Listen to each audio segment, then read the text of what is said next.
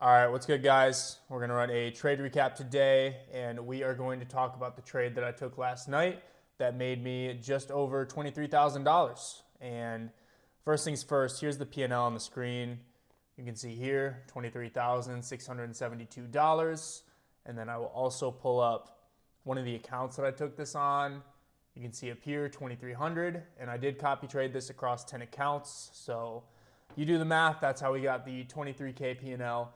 But with this trade, like obviously I'm happy with the outcome, and 23K is a pretty decent number, but there are definitely some things that I can take away from this trade, like some things that I didn't like about it.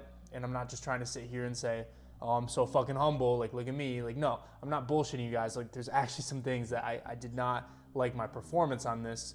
So we're gonna talk about it. I'm gonna use this video sort of as my own personal journal, but let's dive into it. First of all, why was I on the charts last night? I took this trade at 12:16 in the morning. Why the fuck was I on the chart at 12:16 in the morning? Reason being was yesterday was FOMC Wednesday. Now, in my trading career, I have noticed that Asia session tends to have bigger moves when we have some big economic event, whether that is FOMC, whether that's Trump saying some crazy shit, or let's say something about the war, like anything like that, Asia session tends to have better movement. So I opened my chart around, like 8:30, and I noticed that we already took out all-time high, which is what I wanted to see be the target. So I was like, well, shit, like that's probably that. But I still kept my chart open because if we're gonna take all-time high that quick, I would expect something that could look like this, where we just, maybe have a retrace and then just keep displacing higher and higher and higher and higher, and I'm gonna take advantage of that. But instead, we got the complete fucking opposite, which actually ended up playing out very nicely. So I kept my charts open, and then when I looked at it, I saw that we were sweeping all-time high with heavy volume.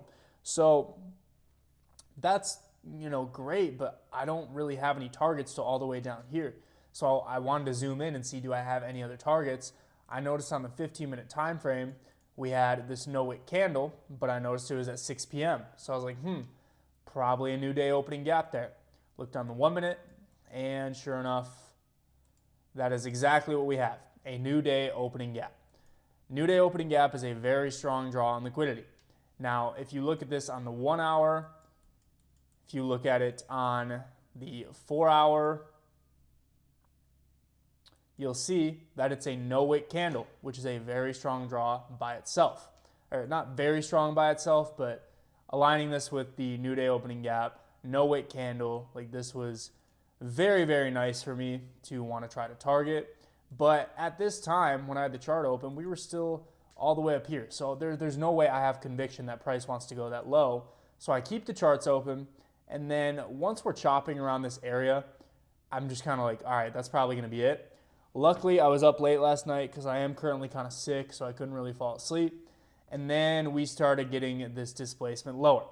So here I'm pretty convinced where we want to go. It's dumb fucking clear, right? We have invalidated any reason to go higher, which was all-time highs. We didn't displace through it. We swept it. Now we're moving lower, and we're displacing lower with heavy volume. Like in these 2 5-minute candles right here, 410, that's 60 points right there, which for Asia is a lot, okay? And we have, what is it, from the move higher, 622. At this point, we had already moved 300 points. That shows that Asia has volume, okay? And that's the biggest thing when you're trading Asia. You need to make sure there's volume, because if there's not, you're just gonna pull your fucking hair out. You're gonna sit there for hours. Your trade's gonna do nothing. Like, that is not a spot you wanna be in. So the reason why I took the entry I did, I originally wanted to see a retrace to a 5-minute gap. As you can see, we never got that. So it was on this retrace here is originally what I was looking for, to a 5-minute. But then what happened is we just tagged this 1-minute gap and started displacing lower, and it kind of just ran without me. So I was like, In my experience, I know that when Asia session really likes to dump, a lot of times we don't get those good solid retraces. You have to know, you have to understand when it's okay to do this. Like, conditions play a big part in this. You can't just go taking every minor retrace there is. So I tell myself, okay, if I can get somewhat of a significant retrace into a 1-minute gap and we just have a really quick reaction, that tells me that volume is still in play. I'm willing to take a fucking position. So what happens is price comes up into this 1 minute gap. 1, 2, 3 candle retrace, not just a 1 wick candle. We have a 3 candle retrace. This candle right here, I'm like, all right, this might hold. This candle formed so quick, which is why I took this entry when I did, okay? This candle formed really fast. I entered mid candle pretty early into the candle, and we still ended up having a pretty nice close, so that's good. Here's where I wasn't so happy with this trade, right? Because my profit target is obviously new day opening gap. However, at this point, that is still over 100 points away, which is a little bit far. So my goal going into this trade was I wanted to see a displacement leg lower, and then if price started chopping and slowing down, I would just exit the position, right? I was looking for a solid displacement leg. Now, I went break even as soon as this trade hit 1-to-1, so I was break even at this point, but I still felt like price could squeeze out lower. So I'm glad I didn't manually close up here. There was no reason for that. But you'll see I closed the position right here.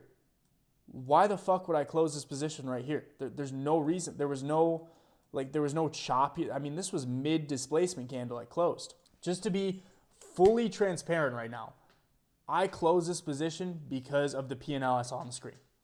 I am currently in a period of my trading where I'm sizing up, I'm using heavier size, I'm using more accounts, and I was sized pretty heavy on this trade, heavier than I normally would be on more accounts, and when I saw the P&L, I just closed.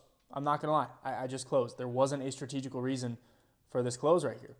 What would have been following my plan is after this displacement candle, and I saw this chop closing somewhere in here. That is following my plan. That's completely okay. Closing here, it doesn't make a whole lot of sense. And I know that the difference between that isn't very much, but the thing is, long term, like let's say I would have closed down here instead, that affects my R by quite a bit, right? Because where I closed, it was a 1 to 1.8. Down here would have been a 1 to 2.2, something like that. So instead of a 23K day, I would have been closer to a 30K day. And that makes quite the difference, right? So I'm not very happy with the manual close on this one. I definitely should have let this run a little bit further. Now, if I was sized normally on this trade, if I was just normal accounts, normal contracts, I guarantee you I would have, first of all, if this would have just placed lower, then I would have held the new day opening gap. But I guarantee what I would have done is after this displacement leg, when I started to see this slow down, I would have closed in here. That is the correct way to manage this trade.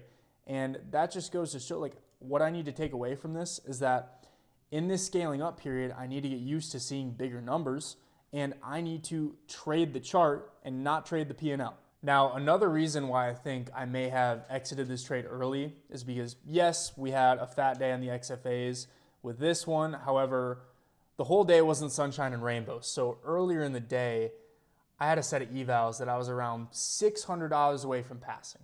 And at that point, you should probably pass them. Well, I took a trade earlier. I was about halfway to take profit.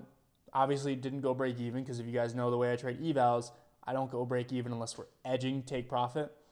Well, this thing went against me violently and it blew all the accounts. So I'm not very proud to admit that, but it's the truth. I'm just being transparent with you guys. And I think after having that happen to me, where that's really something you don't expect to happen, I was not willing for this to go break even after being up so heavy. So I think that played into it too. But that doesn't matter because one of the number one fucking rules of trading, you cannot let previous trades affect the trade that you're in. Okay, every single trade needs to be a blank slate. You go in with a clear mind. And today, I just didn't do that with this trade. So yeah, we walked away with the W. There are some things that I can do better and some things that I'm taking away from this trade, but that's all you can do, and then you move on.